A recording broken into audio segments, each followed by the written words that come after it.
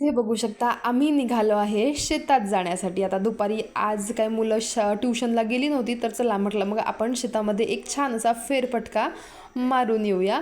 आता एक तुम्हाला गोष्ट सांगायची आहे की माझ्या मुलांचा मोबाईल खूप प्रमाणात कमी झाला पाहणं.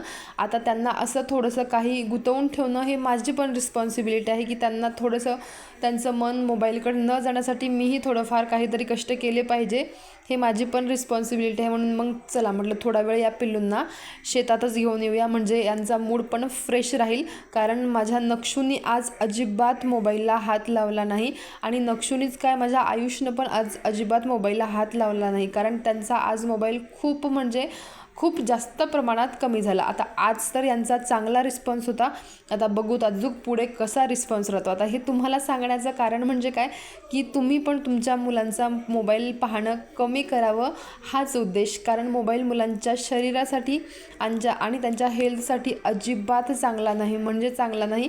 म्हणूनच मी तुम्हाला हे म्हणजे माझ्या मुलांनी मोबाईल कमी केला हे सांगायचा उद्देश आहे माझा. नंतर मग इथे बघू शकता यांचं असं काहीसं मातीत खेळणं चाललं होतं आणि माझं चाललं होतं त्यांच्यावर पहारा देणं. कारण दोघं इतके भांडण करतात, हा इशू आणि माझा नक्षू, यांचं अजिबात पटत नाही एकमेकांशी. म्हणून माझं यांच्यावर लक्ष देणं चाललं होतं, म्हणूनच मी त्यांना एवढं लांब बसवलं. आता अगदी जवळ बसले की त्यांचं एकदम मारामारी चाललेली राहते, म्हणून त्यांना असं थोडं दूर बसवलं. मग छान असं दोघांचं खेळणं पण चाललं होतं, अगदी शेतामध्ये ते एन्जॉय करत होते. नंतर मग अहोंचं इकडे चाललं होतं की झाड झुकलं होतं थोडंसं बेलाचं, तर त्याला काहीसं असं जुगाड करून त्याला बरोबर करणं असं त्यांचं चाललं होतं. इथे बघू शकता आणि त्यांचं जुगाड पण बरोबर जमलं, झाडाला व्यवस्थित टेका पण मिळाला. आता झाड काय वाकेना झालं. नंतर मग मी इथे एवढा सारा कढीपत्ता घेऊन निघाले घरी जायला. आता कढीपत्ता आपल्या हेल्थसाठी किती चांगला राहतो हे काही कोणाला वेगळं सांगायचं काम नाही, आणि आपण तो रोजच्या जेवणात वापरतोही पण. आणि आपली मुलं काय करतात, अगदी अलगदपणे वरणावरचं किंवा भाजीवरचं पान काढतात आणि बाजूला ठेवतात, त्यांच्या पोटात काही कढीपत्ता अजिबात जात नाही.